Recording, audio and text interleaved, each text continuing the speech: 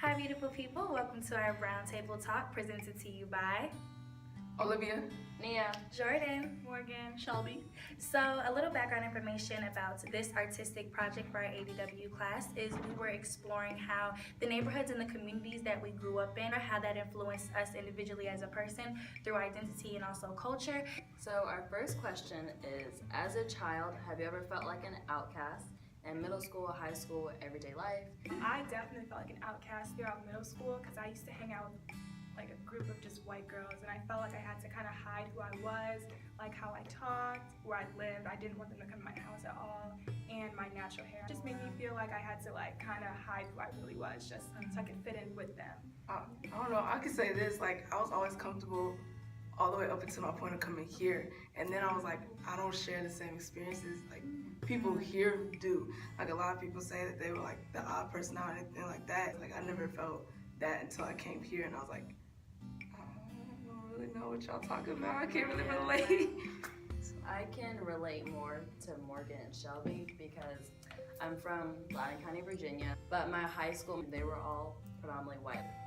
It's like culturally not something you would expect like black people to go through, like having to deal with like all these microaggressions from white people, like starting in middle school. Yeah. Like ridiculous. Like for example, there were like, little basement parties we had, and they would turn off the lights. Oh, where's Nia? Blah blah blah blah. Ha ha ha. Not really funny. Next question is, what were your community's expectations of you after high school? Community in general, like there was a certain degree of surprise all the time, like when I got an accomplishment, or like when I was like in 4th grade and I told them I wanted to be an engineer. Like this little boy at my church, he was like, oh, that's like that's bold, and I was like, is it though? Like And I feel like where I'm from, it's kind of just like you stay local, and that's it.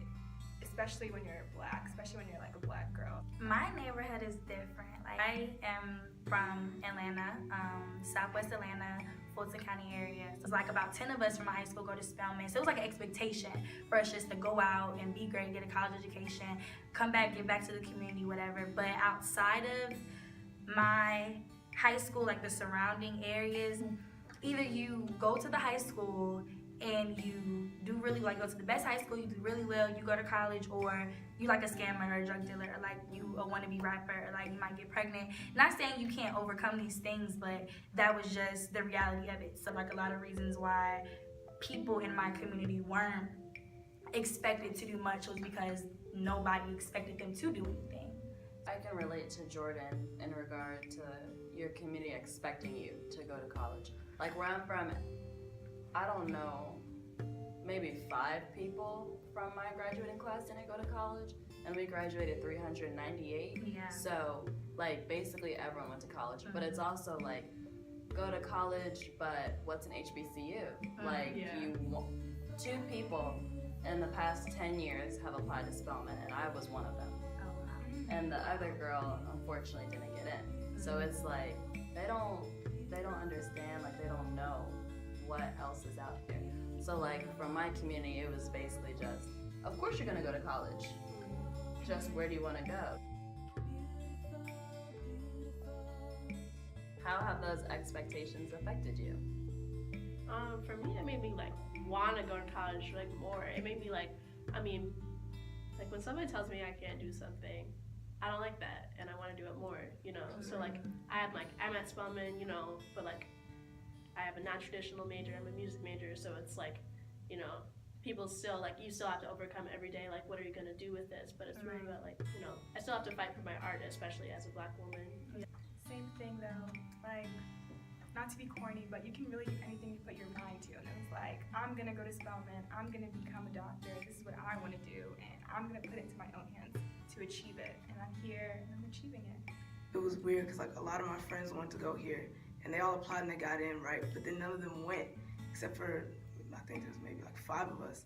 And I was like, well, I'm gonna take this opportunity just because I know you all couldn't, but I can. And that was kind of like my motivation that influenced me to like go here. The expectations have also like helped shape my identity, like how people are like, oh, what's Spelman, like not knowing anything about it, it's made me want to bring more awareness to it, and especially in my high school. Any other final thoughts? Would you like to close it out? Anybody? Sure. Well, thank you all for watching. We really appreciate you all for being here, and we'll see you next time for our roundtable talk. Thanks. Bye.